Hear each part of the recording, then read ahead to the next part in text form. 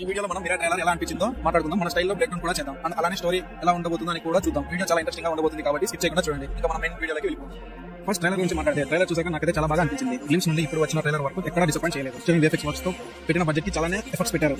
అయినా ఇంకొంతమంది ఉంటారు ఫైనల్ కోర్స్ బడ్జెట్ పెట్టినా కూడా సరిగా అవుట్పుట్ ఉండదు. సరే దాని గురించి పక్కన పెడతాం. సెట్స్ మాత్రం చాలా బాగా డిజైన్ చేశారు. కాస్ట్యూమ్స్, ఏవర్స్ అన్ని బాగానే చేశారు. విజన్ కూడా బాగానే ఉంది. మొత్తానికి ట్రైలర్ అయితే నాకు నచ్చింది. ఈ ట్రైలర్ చూసాక నాకు ఫస్ట్ అనిపించిన పాయింట్స్ అయితే ఈ ట్రైలర్ చూసాక అందరూ హనుమాన్ కి కాపీ అన్నారు. అలానే ఆ మెయిన్ స్టోరీ ఏంటి, అసలు మిరా అంటే ఏంటి, వీటి అన్నిటి గురించి బుక్స్ పవర్స్ గురించి తెలిసింది. వాళ్ళు బుక్స్ ని క్యాప్చర్ చేయడానికి ట్రై చేస్తూ ఉంటారు. ట్రైలర్ లో మనం మల్టిపుల్ ఫైట్ సీక్వెన్స్ ఈ కాన్ఫ్లిక్ట్ బేస్ మీద కనిపిస్తాయి. జయరామ్ గారు డైలాగ్ లో చెప్పిన పాయింట్, వీళ్ళని ఆపడం ఒక మిరా వల్లే పాసిబుల్. ఇక్కడ వాళ్ళు అంటే బ్లాక్ స్క్వాడ్ అని అర్థం. మిరా అంటే హీరోకి కనెక్ట్ అవుతున్న స్టిక్ అని అర్థం. తేజ స్టిక్ ని హోల్డ్ చేసినప్పుడు అది గ్లో అవుతుంది. సో అది మిరా సింబల్ అని చూపిస్తారు. అందరికీ మేజర్ డౌట్ ఏంటంటే హనుమాన్ సినిమాలో స్టోన్ అండ్ ఈ సినిమాలో స్టిక్. అక్కడ అందరూ అది అక్కడ నుంచి కాపీ కొట్టారని అనుకుంటారు. కానీ నిజం ఏంటంటే డైరెక్టర్ కి ఈ థాట్ అనేది 10 years నుంచి ఉంది. అందుకే ఆ థాట్ ని ఇక్కడ పెట్టారు. ఇక మనోజ్ క్యారెక్టర్ గురించి మాట్లాడితే క్యారెక్టర్ ని చాలా బాగా డిజైన్ చేశారు. ఇక్కడ మనకు ఉన్న థియరీ ఏంటి అంటే మనోజ్ పాస్ట్ లో రెడ్ షర్ట్ అండ్ ప్రెజెంట్ లో బ్లాక్ షర్ట్ వేసుకొని ఉంటాడు. ఎందుకంటే తేజతో ఫైట్ చేసిన సీక్వెన్స్ అన్ని బ్లాక్ డ్రెస్ వేసుకొని ఉంటాయి. ఇక్కడ మనోజ్ చెప్పిన